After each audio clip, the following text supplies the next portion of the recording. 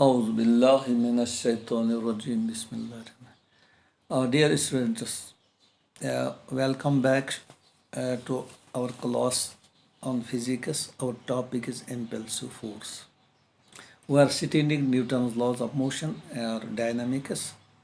Uh, we have situations where we see that a force acts for a small period of time, and that force, in that case, time is difficult to calculate.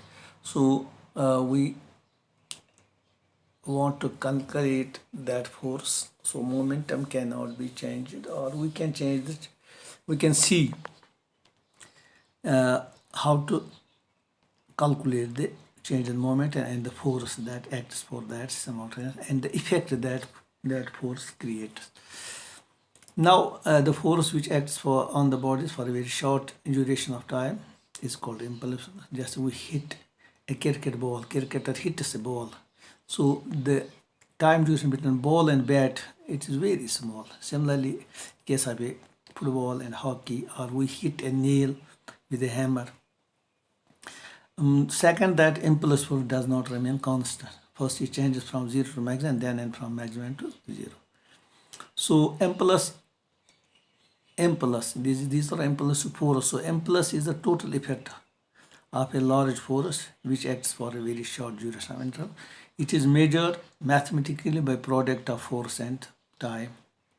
So it is equal to change in momentum. It is equal to change in momentum. Remember, the force is rate of change of momentum. Impulse is change in momentum, not rate of change of momentum. This makes the difference. Impulse is a vector quantity. It is force into time. So it is vector into scalar. So it is a vector, and its direction same. Direction of impulse is same as that of force. Impulse may be positive, negative, or zero depending on whether the momentum of the body increases, then it's positive. When the momentum decreases, then it's negative. And if it remains the same, then it is zero. Expression, mathematical expression. Now let us consider a force F acting on a body of small time dt. Then the impulse as given is small impulse is equal to del J is equal to F into d dot. If this force acts for a finite interval t1 to t1, then impulse is equal to J is integration of dj and is equal to F dt from t1 to t. Now we take the average. If F is variable force, we take average value. So average value of force FAV, then it is integration of FAV into dt. Now FAV take out, so it is T into T2 minus T1. Integration of dt is equal to T, and range limits are from T1 to T, so it is FAV into T2. So J is equal to F into dt, where delta T is the time interval. We can find the dimension formula of M plus. It was M L T minus 1. M L T minus 1. And SI is Newton second.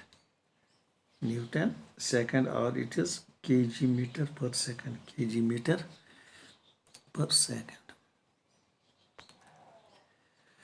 Impulse momentum theorem. According to Newton's second law of motion, F is equal to dp by dt, rate of change of momentum. Our cross multiply, we get F dt is equal to dp, or dp is equal to F into dt.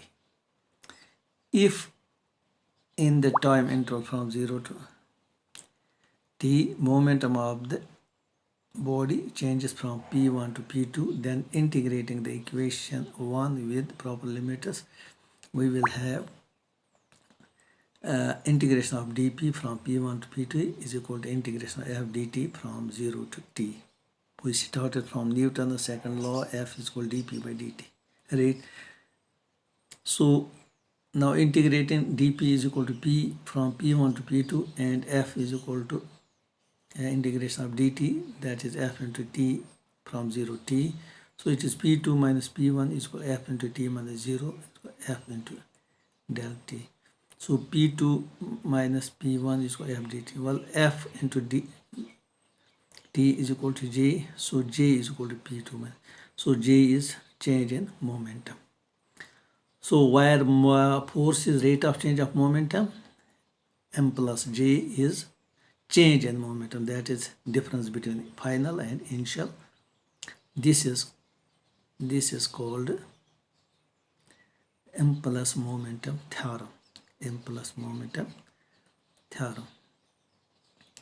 Now graphically measurement of M plus one graphical method. When a constant force acts on the body, we have a relation between force and time, so it will be a from A to B, it is AB, that is constant force, into OA or AB, so we will get it is area of the triangle ABCD, that is equal to F into T2 minus.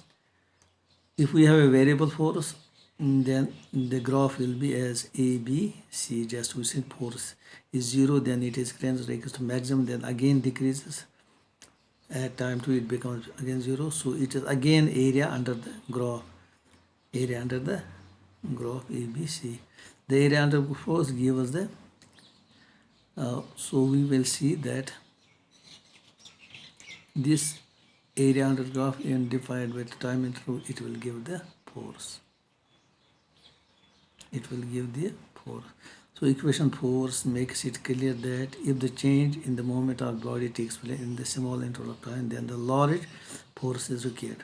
On the other hand, if the change in the momentum of the body takes place in a large interval of time, small force is applied. And this situation we see in some examples in next topic.